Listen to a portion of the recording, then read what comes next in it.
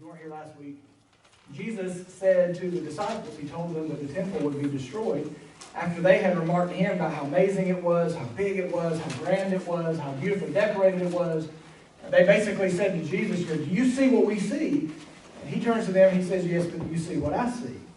They're saying, do you see what's in front of you? And he turns to them and he says, yes, but do you see what's in front of you? He then told them that the temple is going to be destroyed. It's going to be wiped out. That kind of surprised, kind of confused the disciples, and they thought that he must mean that sometime around his coming, when he finally subjected Rome, when he finally brought Israel back to national supremacy, that there would be maybe some sort of battle or some sort of event that would precede his coming that would cause the temple to fall over, to be torn down. So they came to Jesus later that evening. They're sitting on the Mount of Olives. And they asked Jesus, as they're sitting directly across from the temple, 4 of the disciples came to Jesus privately, and they basically posed this question to him: when are these things going to happen? And what's going to be the sign of your coming? How do we know it's about to happen? And how do we know it'll be the end of the age? We looked last week in verse 4 through 8, Jesus described some of the events that would happen before the end begins.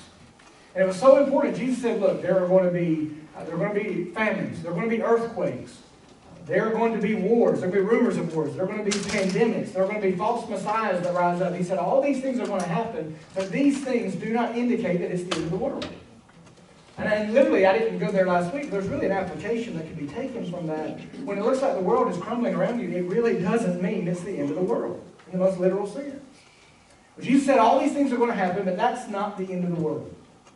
But he did tell us that these things are going to happen, and they're going to happen more and more and more and more frequently, and they're going to begin to happen at the same time all around the world, all around the globe, right before he's coming. He said these things are not the end, they're the beginning of sorrows. You remember that? This week we're going to move on. Jesus made it plain that those things last week does not mean that the end is here. What they do indicate, though, is that the end is near. So as these things begin to happen around us at the same time, we know that Jesus' coming is getting closer. Remember, when we talk about Jesus coming in this series, we're not talking about a rapture of the church. We're talking about the parousia, when Christ comes to the earth one final time to destroy his enemies and to set up his kingdom. This week, in the text we're looking at today, Jesus provides 4 signs of the times, if you will. Maybe I can put it this way: 4 mile markers of the coming tribulation. The period we're talking about today is the first, basically, I think, really the entirety of the tribulation, the 7-year tribulation that happens at the very end of the world. So let's read it in Matthew chapter 24. We're going to start reading in verse 9 and read through verse 14. The scripture says, Then they will deliver you up to tribulation and kill you. And you will be hated by all nations for my name's sake. And then many will be offended, will betray one another, and will hate one another. Then many false prophets will rise up and deceive many. And because lawlessness will abound, and the love of many will grow cold. Or because lawlessness will abound, the love of many will grow cold. But he who endures to the end shall be saved. And this gospel of the kingdom will be preached in all the world as a witness to all the nations, and then the end will come. So do you ever wonder, what's it going to look like? How do we know? When will it be the end of the world?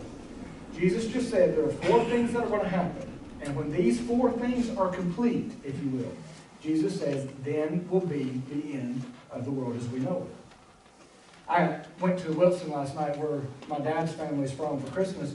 And, coming home, I told you last week how I pay attention to the signs. How many more miles is it to home? I'm looking to see Burlington. I'm looking for Raleigh-Durham. Then I'm looking for Burlington. Then I'm looking for Greensboro. Then I'm looking for Winston. Because I know when I'm a few miles from Winston, I'm a few miles from Rural Hall, I'm almost home. So highway signs tell us exactly how far we have to go.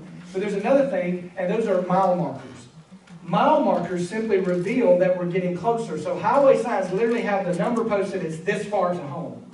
Mile markers, on the other hand, are just counting down the steps, counting down the miles as you go down the road. In the text we just read, I think Jesus gave us 4 mile markers that will help his people specifically identify the tribulation. Now, I'm going to say I don't think that people will initially know when the tribulation begins. But Jesus gives us these things that are going to happen in the tribulation so that his people that are on earth at this time, they might not know exactly when it began, but they will know, they will be confident, they will understand that the tribulation is taking place. The first mile marker that Jesus gave his people, first thing I want us to look at today, during the tribulation, before the end, notice there will be persecution. God's people will suffer for nothing more than just being God's people. Look again at verse number 9. Then, so after the birth pains begin, you remember last week, those things, they were not the tribulation, they were not the end, they were the beginning of sorrow. So after those things begin, then they will deliver you up to tribulation, they will kill you, and you will be hated by all nations for my name's sake. Jesus here makes it very plain that between his first and his second comings, the church should expect to be oppressed and harassed by the unbelieving world. Now, I will just stop here. I don't want to get too far off track this morning because there's a lot I want to cover. But I will just say in America, we've had it really good. We have not suffered persecution like our brothers and sisters have around the world. We've had reprieve, really, in the West in general. The church has had safety and reprieve for hundreds of years. But Jesus does tell his people, as long as you're in the world, you're going to experience tribulation, you're going to experience pain. And when he says tribulation, he literally means persecution, not the great tribulation. But he's saying, you're going to have tribulation as long as you're in this world, but be of good cheer, I've overcome the world. So if it ever comes that you are legitimately persecuted, and we talk about, man, I'm being persecuted for my faith, and we know really nothing of persecution. But if the day actually comes where you are persecuted for your faith, Jesus said, cheer up about it. He said, it's going to happen. It's going to happen. He says, cheer up because I've overcome the world. I'm going to win in the end. But Jesus makes it plain here and all throughout the New Testament that between his first and his second comings, the church should expect to be oppressed and to be harassed by the unbelieving world. In fact, when Luke recorded this conversation, he said that Jesus said, before all these things, that is, before all the other signs commence, they will lay their hands on you and persecute you. That's Luke 21:12. What Luke was insinuating was that Jesus said that this will be happening even before you get on the on-ramp, if you will. These things will already be happening. So the church was persecuted and will be persecuted from the time Christ descended the first time to the time he descends the second time. Like the other events already mentioned, persecution will be ongoing before the end begins. However, I think when the end begins, persecution is going to increase. The persecution that Jesus predicted in verse 9, notice it will involve all nations. So to this point in history, persecution has always existed, but it really has been kind of isolated, hasn't it? We haven't experienced persecution in America like our brothers and sisters have in China. There have always been places on the planet where Christians were to some degree safe.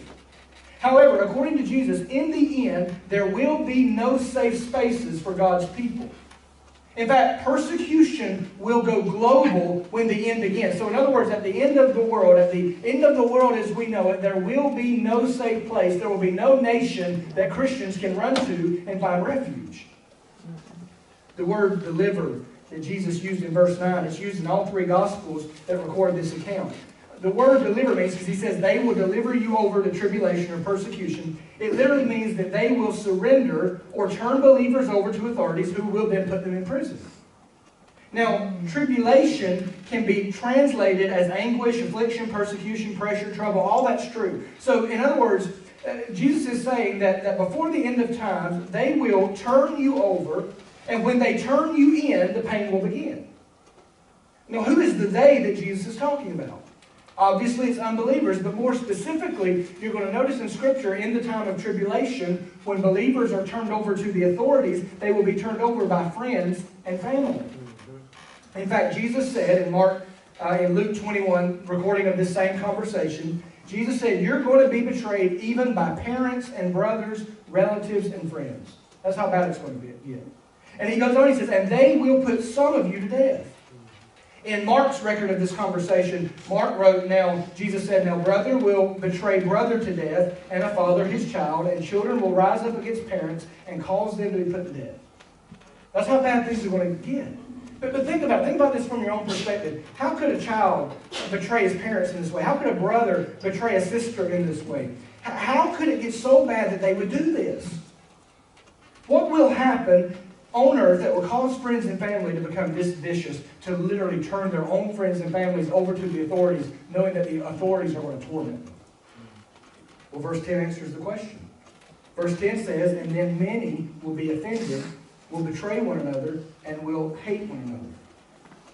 The word translated offended is really interesting. Now, you're going to see this start to develop here. The Greek word is the word scandalizo. Okay? You can, without even knowing any Greek, you can figure out it's the word we get the word scandalize from.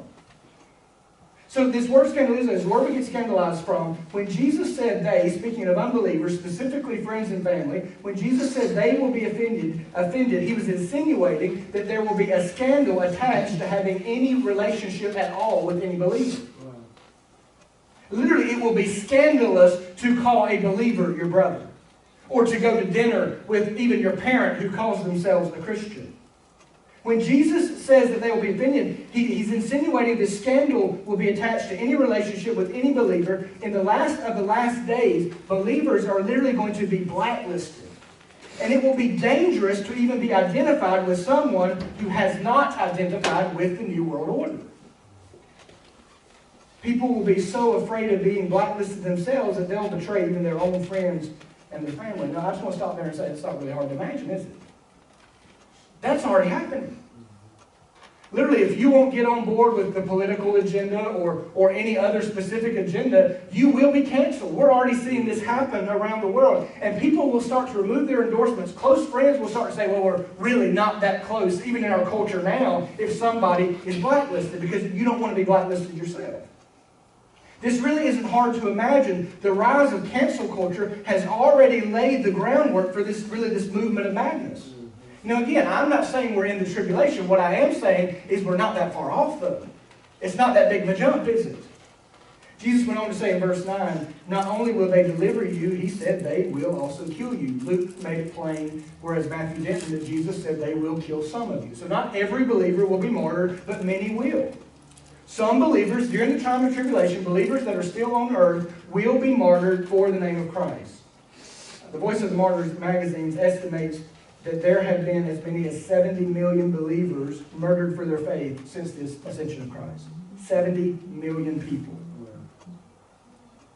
I read one suggestion that as many as 100,000 believers die every year for their faith across the world. Some people say that that number is much smaller. Some say it's only 10,000, but still, what if 10,000 people are killed every year for no other reason than they believe in Jesus? Some argue the number is larger or smaller, but that's not the point. The point is that Jesus' words have been found true. He said that you're going to suffer persecution, and from the time he ascended to the time he descended, the church, or from the time he ascended to the time he descends, the church will continue to suffer. What Jesus has already said has come to pass, so that tells us what Jesus said will come to pass will come to pass. There is a persecution coming. Persecution has always been, but in the end it's going to increase. The persecution that Jesus referred to in verse 9 seems to be a global persecution in nature. Remember, Jesus said, you will be hated by all nations. Now, the West, as I've already mentioned, has always been kind of a refuge for believers, hasn't it? But even you can see that's quickly changing. Increasingly, you'll notice the only transgression that exists in the world is believing that any transgression exists. The only thing that you can do wrong is say there's such a thing as wrong. I mean, literally, that's the point we're reaching in not just our nation, but around the world. Have you noticed this recent shift that even is starting to take place in America? It's like they don't right out say it, but the insinuation is the real problem behind all of our problems is those pesky people that call themselves Christians. They're so narrow-minded, they won't get on board. Have you noticed the rhetoric?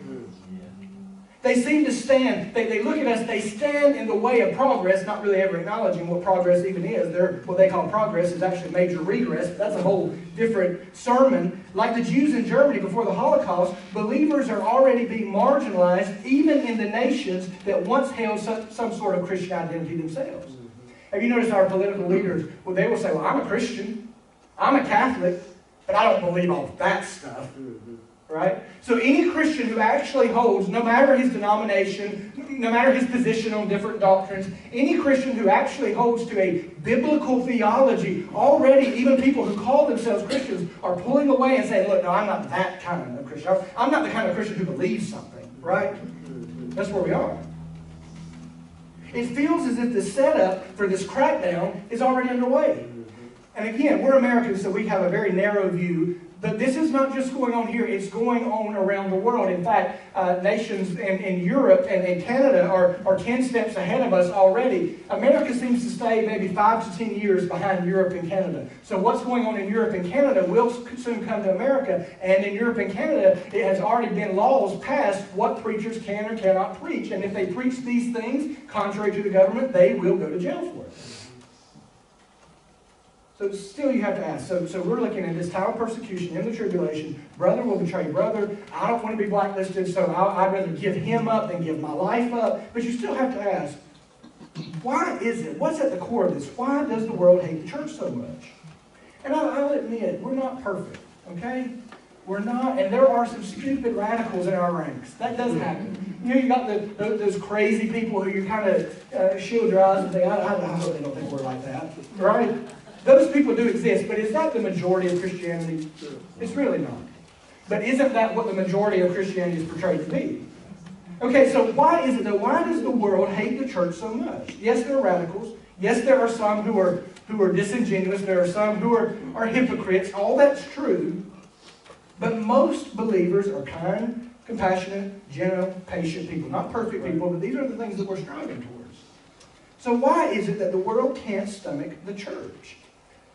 I think Jesus really gave us a straightforward answer to that question when he said the coming persecution will be for what? He said it will be for my name's sake. Jesus was saying the reason they're going to hate you is one thing and one thing only. It's me. They're going to hate you because you love me, and they cannot love anyone that has chosen to love what they hate. The reason, now, the persecution that goes on now around the world and the persecution that will come in the tribulation, the reason the world hates God's people is that in their hearts they hate God. Jesus said, if the world hates you, you know that it hated me before it hated you. The world takes pleasure in causing God's people pain simply because we believe in Him. It's because we identify with Christ, it's because we identify with Him that we are hated by them. Now, I want you to get this in your mind. Their wrath may be poured out on us, but the reason they pour out their wrath on us is because they cannot pour it out on Him. Now, I don't want to take this too far, but I think you understand what I'm trying to say here.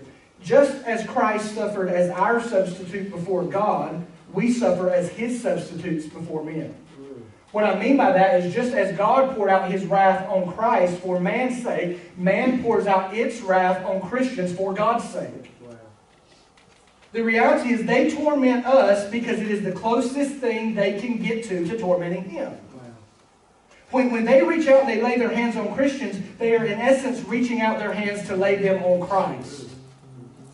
The world says, you know, you'll hear this often, well, I love God, right? But in reality, the love of the world for God is a love of a God of their own imagination. You'll hear it, my God would never do this. Well, your God might not, but the God of the Bible, the one that actually exists, will, because He said He will. That's right. See, the world says, oh, we love God, but in reality, what they love is an imagination that they have created, and that imagination actually looks more like what's staring them back in the mirror than what stares out of the pages of Scripture. That's right. They love a God who approves of what they approve of, tolerates what they tolerate, enjoys what they enjoy, and demands what they demand. They do not love the God who is. They love the God who they want to be. They hate the God who is. And the reason they hate the church is, when it comes right down to it, the reason they hate us is we look so much like our Father, and that simply cannot be tolerated. This is the real reason innocent believers are treated as if they're the greatest threats to society. Has it ever struck you as odd that it's now okay to believe anything and everything except for one thing? Every religion, no matter how vile or violent, is to be celebrated and tolerated except one. Yep. Now, why is this? It's because men hate God, and they will do everything in their power to rid the earth of anything that looks even remotely like Him, anything that reminds them of Him. So when the persecution is already going on, but as the tribulation approaches, it will increase, and during the time of tribulation, there will be a worldwide persecution of the church like the church has never yet undergone. The tribulation will be a time of persecution because it will be the first shots of man's final assault on God. So the first thing that will happen in the tribulation, this sign that Jesus gives us, is persecution. The second is deception. False prophets are going to rise from within and lead many out. Now look at verse number 11. Jesus says that many, this is during the tribulation, many false prophets will rise up and deceive many. Don't you notice this? The words false prophets are a translation of the Greek word pseudo-prophetes, meaning pretenders or imposters. So the words will arise. I found this so interesting this week as I studied. He says that these pseudo-prophets will arise, but the words arise doesn't just mean that they'll find their way out into the scene. What it literally means is these false prophets will begin to awaken. They'll wake up like one roused from sleep. In other words, it's like they will begin to gather their faculties, like they're coming into the light after a long period in the darkness. Hear that again. These false prophets, these pseudo-prophets, will begin to be enlightened. They'll come into the light after a long period in darkness. I think two modern ways of saying this, we can express this, is these false prophets, these pseudo-prophets, they will be woke and they will claim to be enlightened. Literally, the scripture says that they will arise, literally meaning they will wake up. So these false prophets will be woke, they will claim to be enlightened. And where will these false prophets come from? Where are they going to show up? The answer, surprisingly, is from within the church. You'll notice I use the word lightly. When I say the word church, I use that word lightly here. Okay? I only use the word church in the sense of an established religious organization. These false prophets will arise out of organized religion. These false prophets will arise out of places that we would call churches. Many false prophets will rise up. They will deceive many. Now, Paul confirmed this when he wrote, now the Spirit, this is 1 Timothy 4:1. Now the Spirit expressly says, so God himself says this. If I can read it this way, now God says that in the latter times some will depart from the faith, giving heed to deceiving spirits and doctrines of demons. In other words, what these preachers preach will actually be a message from hell. They will be claiming to tell men how to get to heaven, but they're actually preaching a message from hell that leads men to hell. Their message, these pseudo-prophets, these woke prophets, their message will be a bloodless gospel. A gospel that addresses man's situations, but never touches man's sin. That's good. Okay? It will promise, this gospel they preach will promise social change, but it will not produce a changed heart. They will claim the blessing of heaven, but will actually be conjured from the depths of hell. Now, sadly, Jesus told us these imposters, not only are they going to rise up, but they are also going to bring others down. Their ministries are actually going to be quite effective by human standards. Their messages are going to be quite deceptive. They will, according to Jesus, lead masses of people away from the truth and the true church. And why are people going to believe them? Because they're naming the name of God. Right? They're talking about religious things. They're saying religious words. They're smiling and they seem so kind and so compassionate, right? How could they be false? These people, as they begin to preach this false gospel, this social gospel, as they begin to preach this, people are going to believe it. They're going to be led away from the truth. John spoke to this in his letter, in his first letter, 1 John chapter 2. John said to the church, little children, it's the last hour. And as you have heard that the Antichrist is coming, even now many Antichrists have come, by which we know that it is the last hour. They went out from, now where did these Antichrists show up and where did they come from? John says they went out from us, so they showed up in the church. They went out from us, but they were not of us. For if they had been of us, they would have continued with us. But they went out that they might be made manifest that none of them were of us. The men John mentioned went out before they led others out. So it will be in the last days. In the last days, it will be as it was. Notice when John says the last hour. Think about it. If it was the last hour when John wrote these words, then we have to be in the final minutes, right? It doesn't take an expert, though, to recognize what Jesus prophesied here has already begun. Now, again, I have to stress here, I'm not saying the tribulation has begun. I'm just saying that this is already going on. Okay, and if this is already going on, then that tells us we're a little bit closer to home, doesn't it? Pseudo-prophets are already active in the world. Men are already being deceived. But it's going to get worse as his coming gets closer. Woke prophets are going to rise in the church and start telling people who even themselves claim to be God's people, God didn't really say that. Who was the first one that said that? Satan himself. In the garden. Has God really said? And these false prophets are going to do the same thing, and there are going to be people who claim, I say claim, I make that so plain, people who have claimed to be believers are going to be deceived by these pseudo-prophets and are going to be led away, and they're going to be led right into destruction. So the tribulation, as his coming gets closer, men are going to deceive, men are going to be deceived, that's going to get worse and worse. The tribulation will be marked by widespread false religion. There's a third thing. So we've looked at persecution, we've looked at deception. The third thing is recession. In other words, in the tribulation, love will lose its fire. Look at verse 12. And because lawlessness will abound, the love of many will grow cold. Now, verse 12 indicates that during the tribulation, just before the end of time, there will be a flood of lawlessness that overtakes the world. Now, when I say lawlessness, you probably automatically think of the riots and the fights that go on in our own nation, but that's not what he's referring to here. That's part of it, that's just not the whole. Lawless here doesn't refer to specifically to disobedience to civil authorities or to governing authorities. Lawlessness here refers to disobedience not to the laws of the land, but to the laws of the Lord. The lawlessness Jesus refers to here is a disobedience to the law of God. It is an absolute disrespect for God's moral law. Now, when Jesus said that lawlessness would abound, he meant that the last days will be accompanied by an absolute flood of wickedness. Everything that God said is true will be called false, and everything that God said is false will be called true. In his second letter to Timothy, Paul described the wickedness of the final days this way. He said, no, just listen to this. Me and Matthew studied this recently together. This is what Paul says the last days are going to look like. Know this, in the last days, perilous or dangerous, hard times, difficult times will come. Why?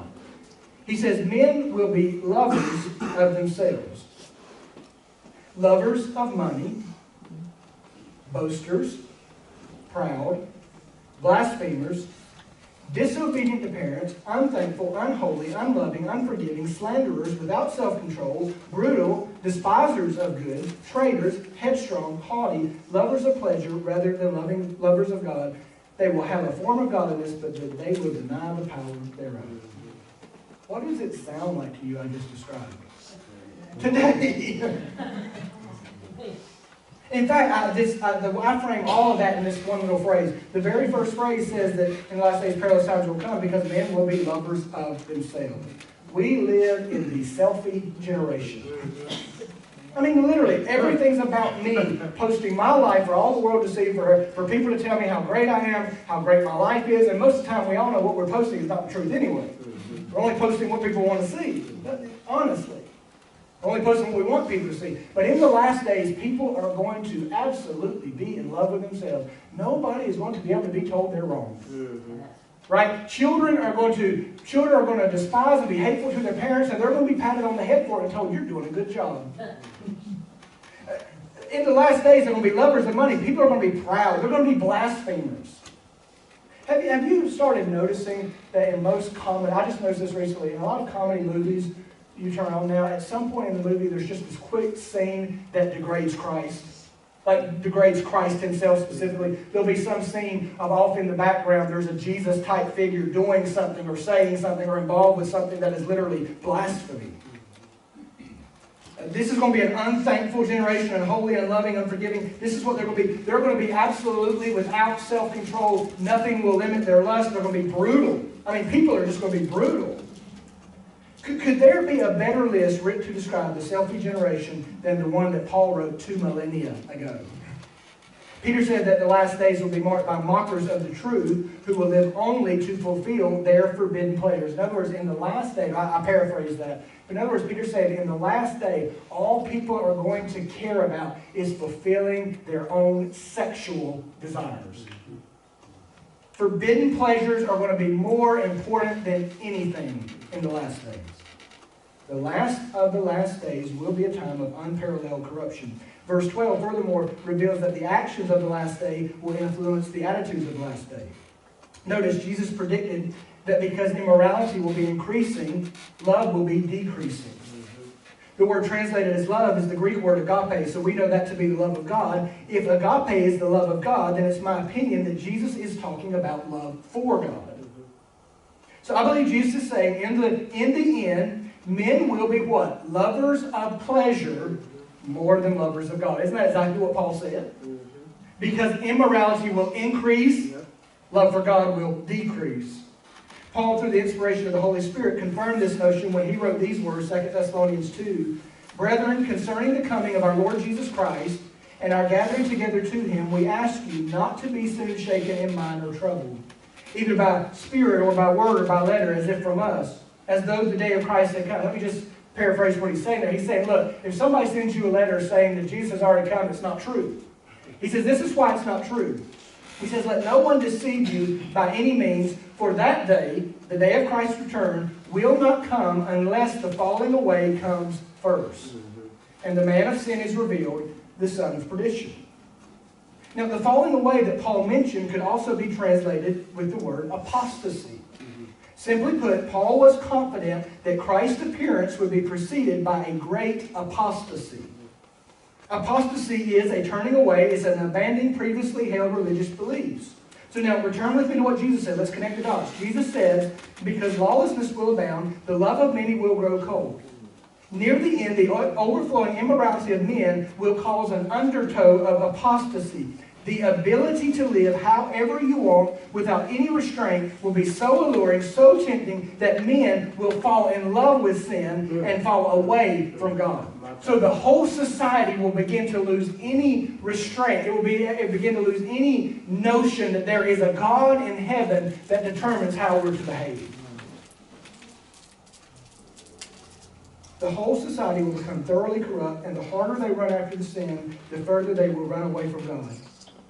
So in the end, Paul is saying, or Jesus is saying, and Paul agrees, that there will be a recession. And it's not a financial recession. It's a recession in love for God. And that recession in love for God is brought about by an absolute increase of love for immorality. Now, I do have to quickly address here. I need to move on, but I do want to make a point here. You almost wonder, you look around and sometimes you think, man, are any of us going to survive now? And you may wonder, if it's this bad now, it's going to get worse. In the tribulation, how will any believer survive the rip current of rebellion? Is it possible that even true believers will be so overwhelmed by the immorality that they fall away as well? Could that happen? Listen to what Jesus said immediately following verse 12, verse 13. Jesus said, but he who endures to the end shall be saved. Now, the word endures means to remain. It means to persevere, to patiently suffer through something. So the word saved, he goes on, he says, he who endures will be saved. So the word saved means to be delivered, protected, preserved. Now, I need to explain this. This should not be taken to mean that any man will by his own strength earn his salvation or preserve his own soul. Jesus is not saying if you make it, you'll get it. That's not what he's saying here. So it's not the idea that a man can just will himself to make it through. In fact, human will never be enough to resist the rip current. Because our own hearts are evil. Our own hearts are going to be pulled towards immorality. It doesn't mean, therefore, that by any mere determination that some men will make it to shore. No, even this promise to the one who endures, the promise of the one who endures points us back to Christ.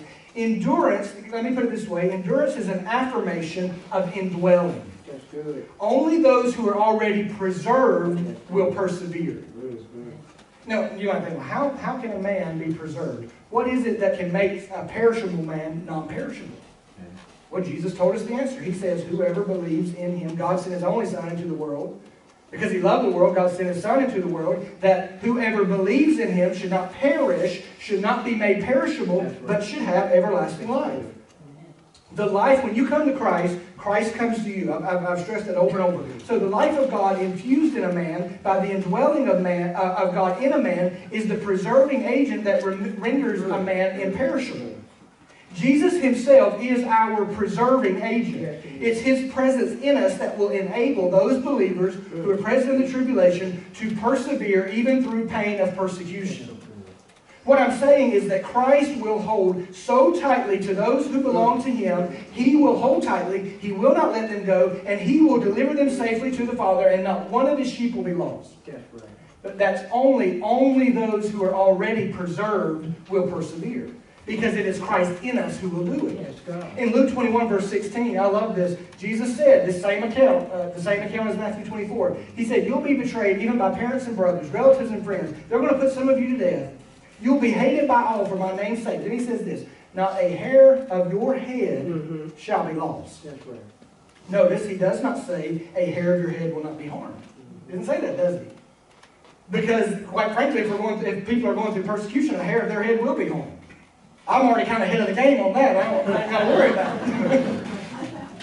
it. He says, notice a hair of your head will not, he doesn't say it won't be harmed. He says it will not be lost. In other words, Christ will hold His people so fast and so tightly, He will deliver them to full salvation. Yes, He will. Those who are regenerated will remain because Christ will remain in them to see them through. I probably should insert here that this does not in any way mean that we have no responsibility. So you ask, well, can a believer apostatize? No, because a true believer, Christ will carry them through. Yes, He will. But I do have to stop here and insert, this doesn't mean that we are without responsibility. Jesus completed the statement in Luke 21 by saying, by your patience possess your soul. Well, that verb, possess, is active. It's saying this is something you are supposed to do. The word possess means to gain or acquire. So Jesus is saying, those who endure on purpose will not be lost by accident. All right.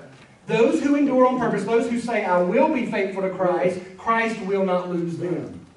Jesus will hold on to you with all He has, so it will be, for those who are present in the tribulation, it will be their responsibility to hold on to Him with all they have. That's good.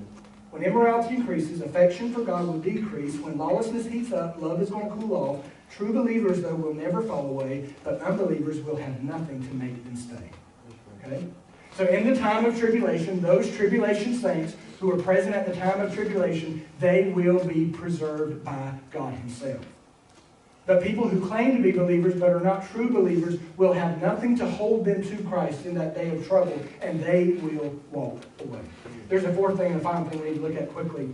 So we've looked at persecution, we've looked at deception, we've looked at recession, but now let's look at declaration, verse 14. This gospel of the kingdom will be preached in all the world as a witness to all the nations, and then the end will come. Remember last week we ended at, it's not yet the end, it's just the birth pains. But Jesus said, when this final thing happens, the end will come. Now, the gospel has been traveling from house to house, nation to nation, since the resurrection. It's spread like yeast hidden away in dough, even unnoticed but never unsuccessful. However, there remain many dark corners where the light has not yet shone. Still, God, in His sovereign kindness and mercy, assures that before the world ends, the gospel, before the world ends, before the final battle begins, the gospel will be proclaimed to all people in all places. I want you to track with us. Just give me a few more minutes. Track with me on this. Jesus' specific statement was that the gospel of the kingdom would be preached. So what's the gospel of the kingdom? Of course, the word gospel means good news. The word kingdom refers to the advent of Messiah's rule and reign on earth. So the gospel of the kingdom is the good news that Jesus is coming back to earth to establish Himself as earth's final emperor. That's the good news of the kingdom. Jesus is coming back to rule and to reign on earth. Now, one would assume Jesus' word, when Jesus says that the gospel will be preached in all the world, you would assume that what it's saying is that God's people will finally do their job and carry the gospel to every corner of the earth. And that's true. God's people will be part of this carrying the gospel forward. God will use His people, but I don't think internet warriors and itinerant evangelists are the specific ministers that Jesus is referring to here. Some say, well, the gospel will be carried to the ends of the earth by the internet. But I don't think that's true, and I'll tell you why. It might be true for a period, but it won't be true in the tribulation. Think about this. The greatest persecution ever will cover the earth. I highly doubt that the gospel will be traveling quickly by land or by cable at that point. We've seen recently, just in the news, that we now know places like Twitter, Google, Facebook, they can just take down whatever they don't want you to see. So do you think that in the tribulation that this world government is not going to squash the traveling of the gospel across the internet? So it probably won't be internet.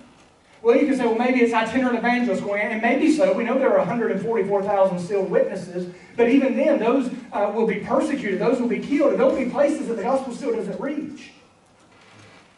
I think what Jesus is talking about here, how is he going to get the gospel to the nations? How is God going to do it? And I think the answer is God himself will do it. Now, I don't mean that God will come down out of heaven and preach a message, but I do mean he will send an angelic trio to preach one final meeting and give one last altar call to the people of earth. I've never really paid this any attention to this week. Revelation 14. Let me read you several verses. John says that I saw another angel flying in the midst of heaven, having the everlasting gospel, the gospel of the kingdom. An everlasting gospel to preach to those who dwell on earth, to every nation, tribe, tongue, and people. So there's an angel John sees, and he says the angel has the gospel of the kingdom, and he comes to earth with that gospel to preach to those who dwell on earth, the people of the entire globe.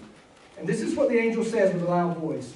Fear God and give glory to him, for the hour of his judgment has come, and worship him who made heaven and earth, the sea, and the springs of water. Literally, before the end, before the battle of Armageddon, an angel will appear and will say, fear God, give him glory. The hour of judgment has come. Worship him. Turn to him who made heaven and earth. Then another angel, verse 8, another angel followed, saying, Babylon has fallen, the great city, because she has made all nations drink of the wine of the wrath of her fornications. A third angel followed them, saying with a loud voice, if anyone worships the beast and his image and receives his mark on his forehead or in his hand, he himself shall also drink of the wine of the wrath of God, which is poured out at full strength into the cup of his indignation. The one who gets the mark, he shall be tormented with fire and brimstone in the presence of the holy angels and in the presence of the Lamb. I think that this event in Revelation 14 is to be taken literally. I think this is the event that Jesus is referring to when Jesus said the gospel of the kingdom will be preached in all the world, to all the world, as a witness of all the nations. Before Jesus comes to execute final justice, I believe he will extend one final, unambiguous olive branch, inviting men of the world to repent and believe. But notice this, they will not. Immediately after this final message, immediately after this angelic trio comes and preaches the last 3 nights of meeting, if you will, as immediately after they give the final altar call, immediately after man rejects for the final time, God will reap the earth's harvest and trample out the winepress of his wrath. That's Revelation 14, 17 through 20. It immediately follows the coming of these 3 angels. In the day of the Lord, this is what I want you to get. The day of the Lord, no one will be able to say, we didn't know. Mm-hmm. No one will justly charge God with any amount of injustice. The question often comes up, well, what about the people who don't know? They won't exist.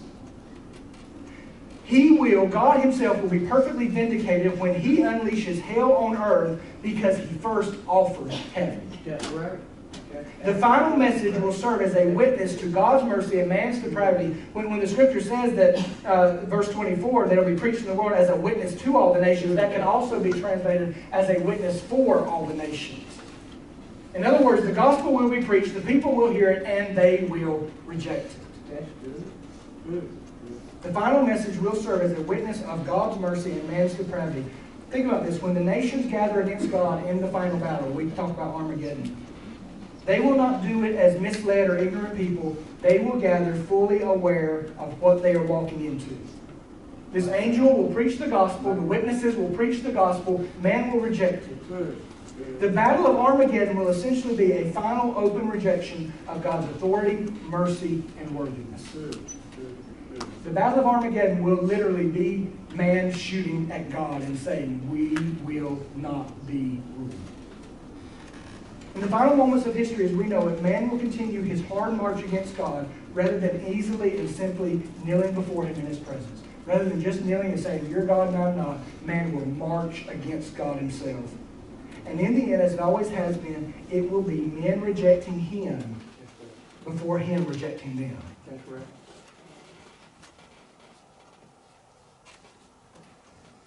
By the time the last message is preached, men will have so hardened their hearts against God that even his powerful mercies will not be able to penetrate their tough exteriors.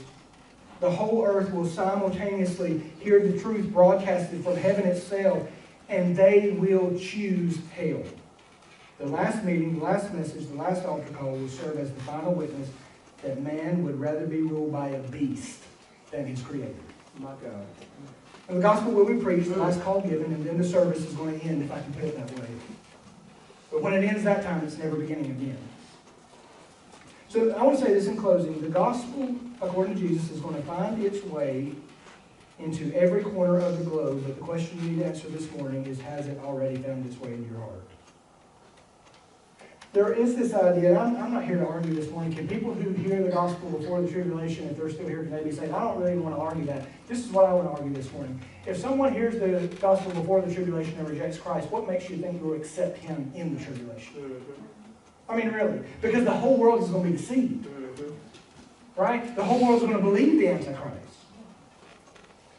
When you say, well, I'll wait, so I know all this is coming, and I'll know what's happening, and then I'll receive Jesus. That's actually a foolish way of thinking, because if you reject him now, I guarantee you'll reject him then. It's clear that those who wait until the end will not make it in. That's right. By the time the last message is preached, men will have so hardened their hearts against God that even his powerful mercies will not be able to penetrate their tough exteriors. If this is to be taken literal, as I've said, if an angel literally does come from heaven and preach the message, I mean literally preach the message. Think about the man in hell when he looked into Abraham's bosom. He said, send somebody to tell my loved ones. Right? And wasn't Abraham or God said back to him, basically, if they won't believe the law and the prophets, they're not going to believe it even if I send somebody from here. It's the same then. If they won't believe the gospel now, they're not going to believe it even though an angel steps out of heaven and says the day of wrath is here. Those who wait until the end will know the full sorrow of the words, then comes the end.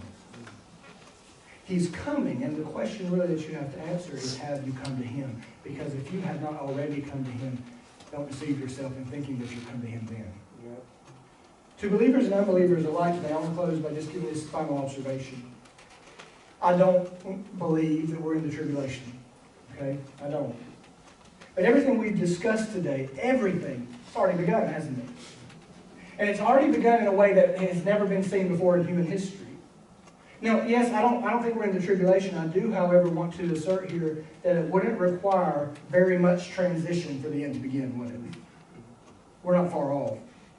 So if the last page of the chapter, if it's possible, let's just say possible, not even probable, just possible. If it's possible that the last page of the chapter has already been turned, if it's just possible that we're on the final paragraph, shouldn't that affect the way we live life every day? I want to read this final verse to you, 2 Peter chapter 3, verse 11. Therefore, since all these things will be dissolved, since you know what's coming, what manner of persons ought you to be in holy conduct and godliness, looking for and hastening the coming of the day of God. If everything I've said to you is true, and it is, and you know it's true, and there's the possibility that we turn to the final page of the last chapter, and maybe we're even in the last paragraph of the last chapter, if that's even possible, then what manner of persons ought you to be in holy conduct and godliness? Father, now I pray that you take your word. And Lord, I pray that you